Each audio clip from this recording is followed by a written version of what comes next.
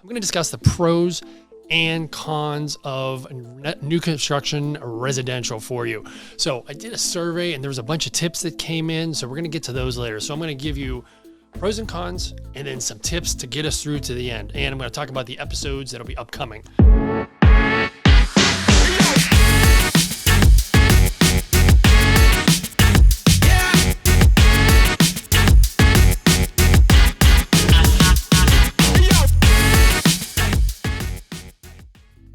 All right, welcome to Measure Twice, Cut Once, episode 1. So today I have a very good episode for you. It's my maiden voyage, if you will. So first things first is, what is new construction? I mean, this is going to be, residential new construction 101 for those first-time buyers, 20-year-olds that have been out there trying to buy a home and are not able to gain any success. And that's kind of the purpose of doing these podcasts specifically on new construction. Is I want to help educate the consumer on what it takes to build brand new construction or buy a flipped home or a renovated home, etc. So what is new construction? New construction would be identified as brand new from the foundation up. And that means you can't knock a house down off the foundation, which is going to be considered a renovation. That is a little,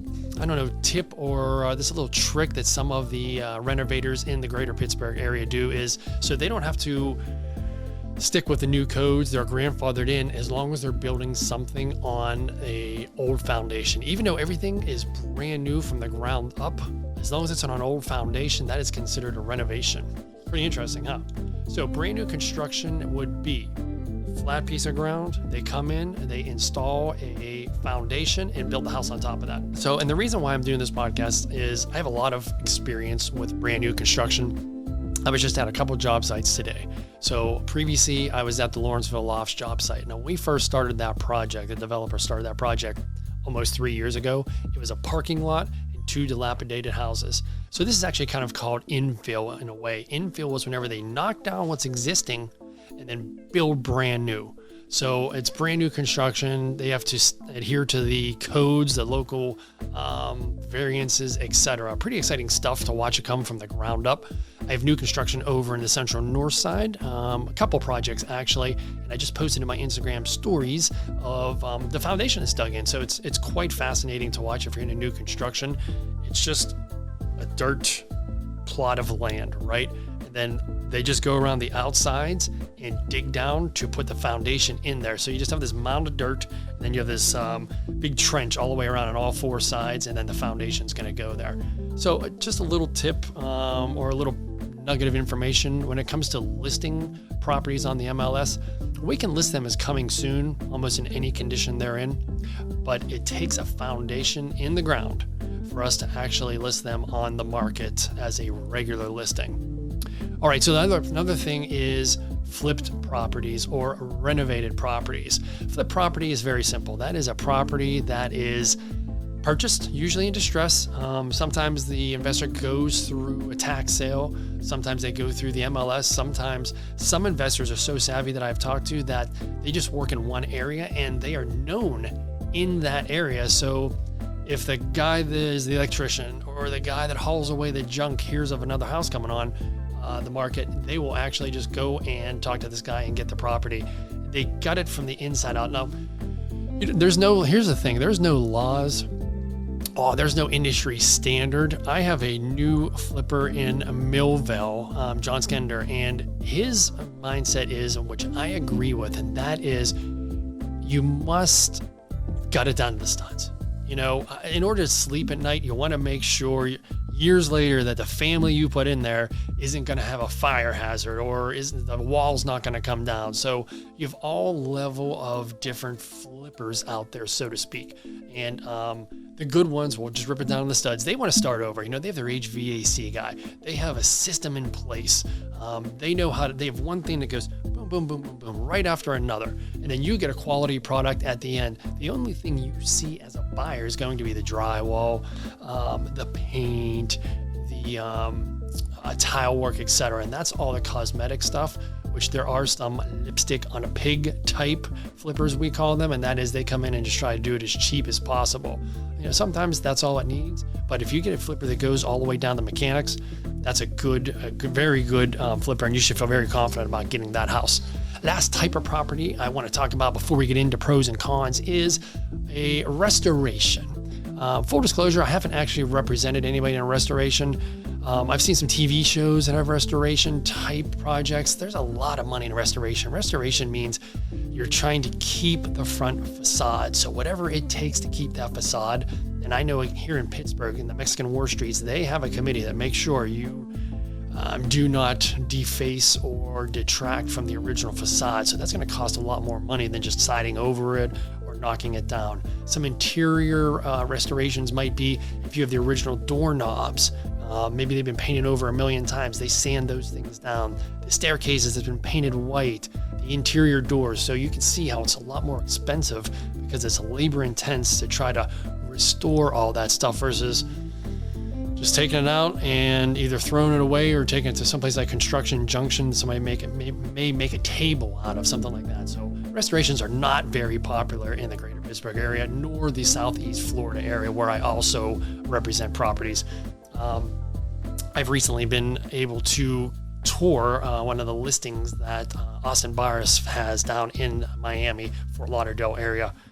$10 million property, brand new construction. Again, if you're not following me on Instagram at Brian Sells Miami, you should. The stories I put up of all these $10 million, $30 million houses being built is going to blow your mind. So let's just get right into pros and cons. So pro number one is going to be quality control. So that's pro number one, and that's con number one, actually. So if you're not constantly going to the property and checking the quality, that could be a con, because there are some builders out there that are just going to get the property done. Sometimes they mismeasured, sometimes they missed a closet, sometimes they put a closet in the wrong area. So I have never built a house as a consumer. I'm building a house now as a developer, and I flipped a couple homes. And if you're not on site daily to control that quality, you could be setting yourself for a problem. So that is pro number one, and that is also con number one. All right, so pro number two is, why would you buy new construction? Well, unless your head is under a rock or buried in sand, even if you're not in real estate, you have to understand that there are limited resales. I just saw a stat on the Instagram the other day from an agent that does a lot in South Fayette in Pittsburgh. There are only 7 listings active. I mean, that's any price point. That's unheard of. So we are in a limited supply of resales. So what's the next best thing? The next best thing is going to be build your own new construction. So that is pro number two, is when there's nothing else out there, you can build your own home. Sometimes you can find a flipper that hasn't yet put it on the market. Some builders I represent try to get me to pre-sell them. Some want to wait till they're completely done. Pro number three is going to tie into what I just said, and that is if a builder allows you to buy it ahead of time. And I'm actually waffling with this right now as a developer myself. As a matter of fact, my business partner just said to me this morning, do we want to put Sandusky on the market? And I said, well, I'm not sure, because as a listing agent, I represent builders and they let the consumer pick their finishes. Now on Arch and Alpine, where I'm at, they're picking the finishes for you and they're not going to deviate. The Buena Vistas in the central north side, they had a model, and then the other 5, you were allowed to pick your finishes from the finish selection sheet that they had. So you just can't go all over the place. Home Depot, you want this faucet. Lowe's, you want this carpet or whatever. It doesn't work like that. These builders get you discounted prices on wholesalers like ProSource and other places where they get builder discounts. So a pro number 3 would be you get to pick some, if not all, of your finishes. Let's just say they don't allow you to pick the hard stuff, and the hard stuff being faucets, cabinet, stuff like that. That's probably because they have to order it ahead of time. So you don't want to wait and delay anyway, or that could delay your project. So you might be able to pick some things you could be able to pick as the project goes easily as paint colors, maybe flooring colors, maybe solid surface countertop colors. So that would be quartz, that would be granite or whatever solid surface. They usually have a builder's selection there, so you might be able to pick those at the very last minute. Doorknob colors and stuff like that. So it is advantageous to get in early, because before the builder spends money on those, you might be able to get those things allocated or reserved for you. All right, we have some comments on Facebook I want to look at. Most buildings cannot be, Michelle Messina, thanks for posting the comment. Most buildings cannot be fully restored, but she has had experience in representing historics that is important to chat about, because with historics, you have to check with the historics. And I think what she means is the local historic society. So if you're a flipper, that's a word of caution. You certainly don't want to buy a house thinking you're going to rip down the facade, and then you find out as you start going there's these huge fines because you didn't do your due diligence. So thanks for Michelle for the comment. We are live on Facebook, my Facebook personal. So if you have any questions, any comments, any tips, any concerns, please post them now while I'm recording this. I'll be here for the next 20 minutes or so. I'd love to get them on air. Okay, so pro number 4 is builder's warranty. So by law in the state of Pennsylvania, the builder must give you a warranty. Now this is just going to be on major material defects. They do not give you a home warranty. So a little tip, a little trick is make sure your buyer's agent asks for a home warranty that covers new construction. And I spoke to Linda Shell Rakers this morning, who is an affiliate of Ramp down here in Pittsburgh, and she's going to put me in touch with a new construction gentleman, and I'm going to bring him on as a future guest, and we're going to talk about any type of home warranty you can get for new construction. So builder's warranty is, again, it's limited. It's just going to cover major mechanicals. These builders just go online. There's companies that sell them and they purchase them. So I've had some experience with some builders, even with a builder's warranty. And I know my good friend, Leslie, who might be watching this, they had a problem with a developer. He just didn't want to do anything. And we're going to get into this a little bit later in a con. And actually some tips is, let me just hold off until we get there. So builder's warranty, you get one by default, and that's going to be a standard 1 year. A home warranty, you do not, but you can certainly get one. Have your buyer's agent ask for one. Okay, tip number 5, or pro number 5 is very simple, and that is no multiple offers. So no matter what type of new construction you go with, maybe you go with a cookie cutter, we call them track builders, which is, they have just a couple floor plans, and they build the same house over and over and over in the same neighborhood, and they make sure that you don't pick the same colors on the facade, etc. They always have those. They always have those houses, so you're not going to have to fight. If you're just getting in, you're a buyer, and you're just getting into purchasing. It's a trying time. It's a trying time. If you're a buyer that's been trying to buy a home for the last 2, even before the pandemic, maybe 3 years, the market started going bananas. Multiple offers. Again, I monitor online my fellow realtors, 10 offers, 3 offers down in Miami, Fort Lauderdale, where I work. We have the brokerage has a listing that's just under $10 million. Again, at Brian Sells Miami on Instagram. You've got to check it out. It's all over my feed. It's a beautiful house. 2 days on the market. They've got an offer that they're going to accept. Got to keep it on the down low, the broker said. So hopefully by the time this airs, they'll have that all buttoned up. But if you're looking for a $10 million house in Fort Lauderdale, contact me. I'll find you one. Trust me. All right, but I digress. But anyway, if you buy new construction, let's just say you contact a luxury custom builder, Infinity Homes, Barrington, anything like that in Pittsburgh, primarily in the North Hills, but they also do the South Hills as well. It's a custom home. Most of the time they have the lots already in there and they're ready to sell it. So there may not be as many lots for sale, but you're definitely not going to be in a multiple offer situation. All right. So that's actually one of the biggest draws to new construction. One of the biggest pros of new construction is, man, you just take away that headache of, do I have to write the letter to the seller, tell them how much I love their house and kiss their ass? Do I have to find them on Facebook and stalk them and like everything and say, hey, I'm buyer number 10, please select my offer? Now you don't have to do that in new construction. You just write the check and send it in, put your deposit, usually around 5%, good to go. Okay, pro number 6 is you're not overpaying. These points tie right in with each other. Point number 5, is you're not in a multiple offer situation, and pro number 6 is you're not going to overpay.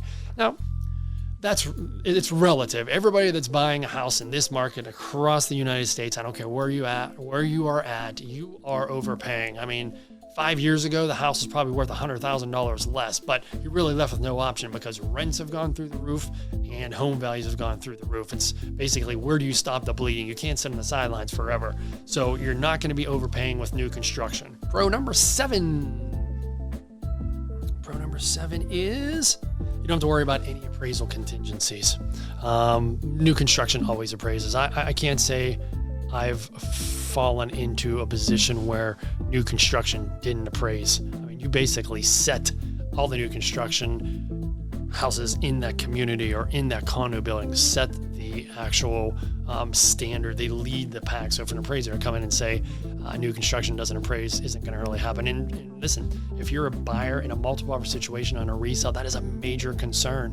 When you put your offer in, you may, and I'm going to do a podcast with another agent on ways to get multiple offers accepted. One of the things we're going to talk about is, should you pull out the appraisal contingency? Think about that. We're going to discuss that on a different podcast. It will not be this one, but that is a big deal. I've done that for some of my buyers before. We pulled out the appraisal contingency, and it took 24, 48 hours for this listing agent to get back to us. And we're on edge. We're uneasy until we hear back, because we definitely want the house, but not really without an appraisal contingency. So again, we're going to talk about that later in another podcast with another top agent I'll have with me. I haven't decided who that's going to be. If you're a top agent watching this and you want to come on the Measure Twice, Cut Once podcast and talk to me about appraisals, you know how to get in touch with me. Okay, and inspections. I mean, this kind of ties into appraisals. So another pro is going to be, pro number 8 is inspections will likely not kill the deal. Let me ask you this. I mean, do you even have a home inspection with new construction? I'm going to pause deliberately, and I want you to think about it. It's new construction, right? I mean, it has to pass step by step from the city, or if you're out in the suburbs, the local municipality. So once you lay the foundation, they have to come out and inspect it, and they sign off on it, the city. Once they frame it, it's a framing inspection. They come out and inspect it, sign off on it. Electrical, sign off on it. Plumbing, sign off on it. Post drywall, sign off on it. When it's completely done, you have to get what's called a certificate of occupancy, which says the local municipality, City of Pittsburgh, City of Fort Lauderdale, has signed, toured the property and said, yes, it is 100% habitable for the buyer, right? So do you have a home inspection? I mean, that's going to be up to you. I recommend my buyers have a home inspection. The Buena Vistas, which are row houses I have listed over in the central north side, it does. All the buyers got a home inspection or are going to get a home inspection. Listen, it's only $400 or $500. It's worth it to get a home inspection. I'm going to put up a picture after this is edited. Actually, I can't do it on live, of a builder. Again, this is my friend Leslie Raymond. She was my buyer. They took a cabinet or a wall cabinet off the wall to find something, and they found the HVAC ductwork, right? And they found somebody poked a hole through the ductwork and ran electrical through it. Imagine silver ductwork, somebody, a trade, cuts a hole in it and runs electrical wire right through that. For multiple reasons, you shouldn't have electricity running through HVAC. The obvious one would be that your HVAC has a hole in it and it's blowing hot or cold air into the walls. So a home inspection wouldn't have caught that, but what would have maybe caught that is going to the job site every day. And that goes back to pro number 1, quality control. When you're building, you have the opportunity. And I know my friend Gianni, who built a multi-million-dollar home in Pittsburgh, he was probably there almost every day. As a developer, I'm going to be on the job site stopping in, or my partner, every day, just to make sure something like that happens, because it doesn't matter if you get the best developer or builder in the world. They can only do so much to manage or watch over their employees. So if you have an employee that pokes a hole through the HVAC, runs electric, that would be an electrician, obviously, and then seals that up, you don't really see that. So there are some things, no matter how much caution you take, how many of these bullet points you follow, how much you're there, there is a potential of it sliding through. Like the city would have never have caught that either, because it was behind a wall, behind a cabinet. So just one of the unfortunate things of new construction. But if you're thinking, oh my God, that happens on new construction, do you think that can happen on flips? Oh, most definitely that can happen on flips. Even if you had let's just say you had an addition added on. let's just say you had your own property renovated. That type of stuff can happen. So it's just part of the game. That's why you got to hope. And that's going to actually tie into one of my bullet points here. Know the person you have working on your home, building for you, or whatever. You want to try to go with, so the cheap always comes out expensive. So I don't always go with the cheapest person. Go with the most ethical or the most upstanding type of builder you have. And you can kind of get a sense. You can kind of read people whenever you are hiring somebody, if they're just slapping things together or not. Remember that lipstick on a pig flipper I talked about earlier. Okay, so we're going to talk about bullet point number 9, and this I saw online. I thought it was a good one. I mean, maybe I knew it, but I just never even thought of it, and that is nobody else's germs. It may seem simple, but in today's times, there's nobody else's germs. It's your germs only. Maybe some construction dust, but they have a crew that comes in and does a final cleaning for you. Pro number 10 is you're going to get the latest efficiency, the latest technology, and everything's going to be up to code. So you get the high-end insulation versus some of the old homes may not have any insulation. Renovations may not have any insulation. So that is definitely a pro. And that's going to actually be the next to last one. The last one is going to be number 11, and that is early adopters in new construction development, not one-offs. Say you buy home number 1 of 30, condo number 1 of 24, you should get early adopter pricing because the builder, the developer wants to get the project off the ground. They want to get the train rolling down the tracks. So usually they'll go with a lower price up front, and price increases will happen as the project unfolds and inventory becomes limited. So there's a lot of pros to new construction. You can see the 11 I talked about there. I only have a couple cons. Con number 1 I already talked about, and that's quality control, which is also pro number 1. So it would be the lack of quality control. If you choose not to go to the job site, or maybe you live out of state, out of town, or you just can't get there, you are just hoping upon a star that that builder is doing a wonderful job for you. Con number 2 is builder credibility. I said this a million times. Will the builder be there to stay in business? Will the builder fix the issues? I started talking about this in my pros. My friend Leslie had new construction done, had a 1-year builder warranty, and the builder just kind of skirted them on stuff they needed and said they weren't going to do it, or they would get to it, just to try to let that 1 year run out. So, what do you do in that case? Do you hire an attorney? I mean, it depends what it is it needs done. If it's just a couple of tiles that came up, that might cost a couple thousand. It could cost you a couple thousand in attorney fees. So you really need to make sure you pick a builder, a developer, a renovator that's been around for a while. So we have a lot of new renovators. We have some old school renovators as well. So you want to make sure you do your due diligence on that, because there are some things, like I was talking about earlier, they just may try to live out the time frame of the actual builder's warranty and other items. A couple builders I know that I no longer work for. We'll get to it. They just never get to it. Okay. Con number 3 is delays. And I'm going to do a whole nother podcast with a whole bunch of different people around this table. We're going to talk about delays, because I have new construction all over the place because of the pandemic. Things have been delayed. Closing dates have been delayed up to at least 4 times, and still not closed. So there could be a 5th time. And every time we delay it, I'm like, the next time it's going to happen. So I should have had at least 5 or 6 Lawrenceville loft closings last year, 2021. We're already ending February, and we're pushing them all back to March. And I'm here to tell you, again, this will be a different podcast. Nothing to do with the developer, nothing to do with the builder. Materials are short. Every time a new variant or strain comes out, everybody gets it, whether they get it or not. And they got to be laid up for 10 days. So the city, the people that work for the city to come out and inspect it, they get it, so they can't come out. So getting labor, getting materials has been a nightmare for new construction. I'm going to do a whole other podcast on that and have a bunch of guests, and we're going to hash out tips and tricks for you buyers to make it through the delays. Number 4, you have no idea when you build brand new construction, not a flip, not a renovation. You have no idea how big the rooms are. You have no idea what the faucet looks like. And I run into this all the time. We have a selection sheet, and I tell all my developers, you got to give me the physical components. Give me 1 interior door, give me 1 faucet, give me a cabinet door.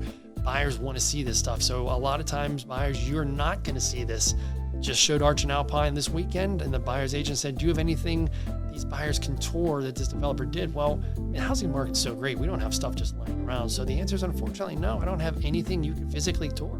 It's just going to be a leap of faith when you build brand new construction. Okay, getting to the end here. Con number 5.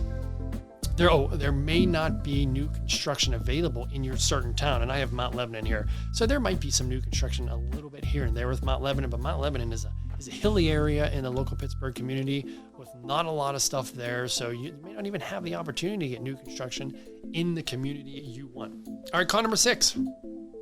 Con number 6, the last one, is the builder is not motivated to sell to a certain degree. So of course they want to sell, they want to pay the bank back, they want to pay the hard money loan back, whatever it may be.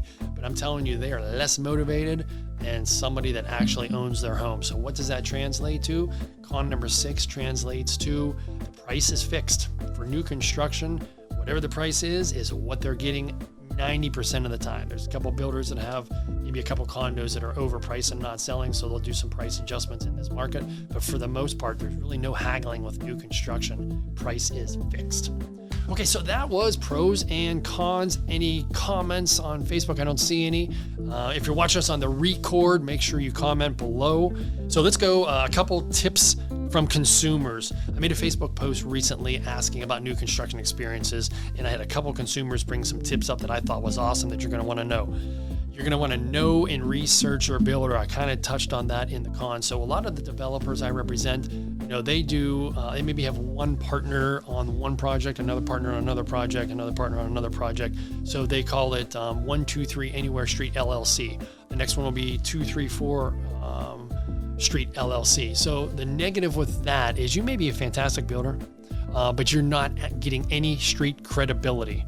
So these buyers that maybe bought your place that love it may not know that you built the other one across the town and their friends asked about. So builders, you're kind of doing yourself a little bit of a disservice by doing that. I don't know what the workaround is, but tip from the consumer is know and research your builder.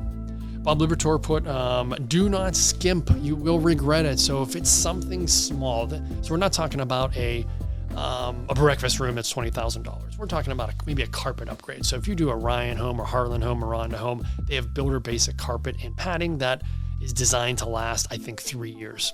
Not a lot, just enough. It smells good when you first come in, etc. But if you think you want solid surface flooring, now would be the time to put it in, is what Bob's saying, because it's going to cost you more later. Once you're in a finished home and you start having crap torn apart and dust going everywhere, you got the family dog and you have the babies running around, it's a big problem. And again, it's just going to cost you more. So if it's something small and affordable, do it up front. And you can roll the cost into your mortgage if you're taking a mortgage out. So thanks, Bob, for that. Another one here, my buddy Gianni, he had a problem with his builder. Arguments, paint the walls before the cabinet installation. I have my Buena Vista builder that did the model, and they put the cabinet in the partial bath, and I could see the distance from the end of the counter to the wall was like, 2 inches, 1.5 inches, and I'm thinking, how the hell are you going to get paint in there properly? Sure, you can wedge a paintbrush in there. And I asked him, he said, oh, we do it all the time. Okay, so whenever the final product came out, I looked like shit. So, and what Gianni's saying is, they had their kitchen cabinets up, and then he tried masking and painting around it.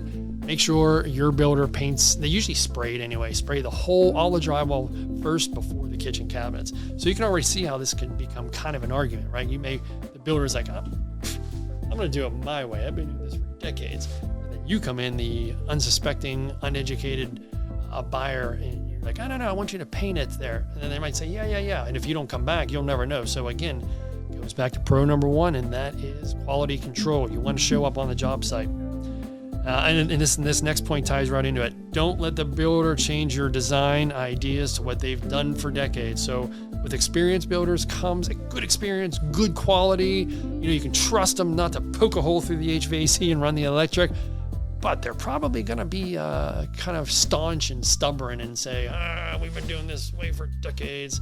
This is the way we're going to do it. So you're ultimately the consumer, so you want to make sure you get it done your way, unless it's going to compromise the integrity of the build, of course. Babysit the builder, pay close attention to detail, the attention every step of the way. Here's a good one. Don't close until everything is done. So there is a blue tape type inspection they'll do. There is no industry standard. There is, every builder does it differently. Some say they're going to do it and don't do it. They come through with you prior to close. You look at drywall issues, you look at scratches on the cabinets, whatever, and they put a piece of blue tape there, and then they come back and fix it. What this person is saying is, make sure that's all fixed before you actually close, because once they close, I don't care who it is or how ethical they are much less motivated to come back and get this done, because they've already gotten paid and they've moved on to other MMAs, money-making activities. What else? Look at reallocating upgrade monies. This is a fantastic point. So let's just say you're going to go with they're going to give you an allowance for nice carpet, but maybe you want nicer doorknobs or something like that. So you could say, man, I'll take the cheaper carpet, but let's take that extra money and let's move it to quartz countertops instead of Formica or something like that. So that's just an example. Try to reallocate money if they're giving you something that you don't necessarily care about, and they're not giving you something you do care about. Good point on that. My last one, a tip from the consumer, is question everything. Can never ask enough questions. You may bother them, you may annoy them, but at the end of the day, you're paying for a house minimum of $300,000. Sometimes $10 million, sometimes $500,000, sometimes $800,000. You're gonna have to live in it. You're paying the 30-year mortgage on it. Ask those questions. A couple tips from the builders, because the builders chimed in. Hey, they're telling you, the buyer, read and understand the contract, the spec sheet, and the selection sheet. Because you may say, oh yeah, no, I understand, I get it. And then you make the selections, and then whenever they start throwing hammers around and nailing stuff down, you're like, oh, wait a minute, I didn't select that. But you did. You didn't understand the contract, maybe the time frames. So if you don't understand it, have the builder explain it to you. Chances are your agent, as much as we try to understand the contracts and explain it to you, chances are we don't understand it. I would always default to an attorney. These contracts are written by attorneys and gibberish. Legalese, we call it. So I would just pay a couple $100, have an attorney review and explain it to you so you understand. Convert allowances into, convert allowances. So sometimes the builder gives you an allowance for a faucet, right? And they give you a time frame to pick it out. So there's allowances and then there's items. So if it's allowance, it hasn't yet been selected.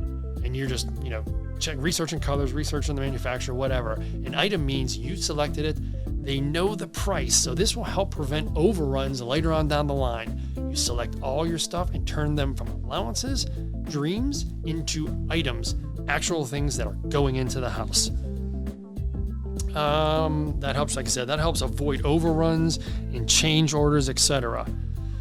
Last thing I want to talk about is tip from the builder, and that is know what to skimp on. I talked about this a little as a tip from the consumer, and that is cheaper faucets or doorknobs. Do not skimp on recessed lights. So why does the builder say that? Doorknobs. What else was it? Light fixtures, cheaper faucets. Those things are $150 a piece maybe. So in the beginning of the build, maybe go with the cheaper one there, but have recessed lights put in. Maybe they're not offering recessed lights. Let me clarify that. The builder's not offering recessed lights, right? They're giving you $150 for a nice faucet. Go with the one that's $80 for the faucet. Take that money, put it towards the recessed lights. Why do you do that? It's much cheaper anytime after closing to change the doorknobs to a more expensive one when you have more money, to change the faucet later on down the line, to cut in recessed lights and running electricity and have all the drywall dust and all that. That's a big expense, and that's not something you want to get into. So that's a lot of good tips, a lot of good tricks, a lot of pros and a lot of cons. Make sure you follow me on my contact card that's going to follow this video. Thank you for joining me on Facebook Live, and measure twice, cut once.